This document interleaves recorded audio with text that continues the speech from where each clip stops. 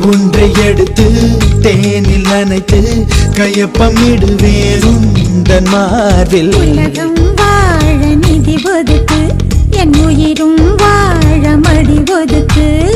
அரசன் வாழ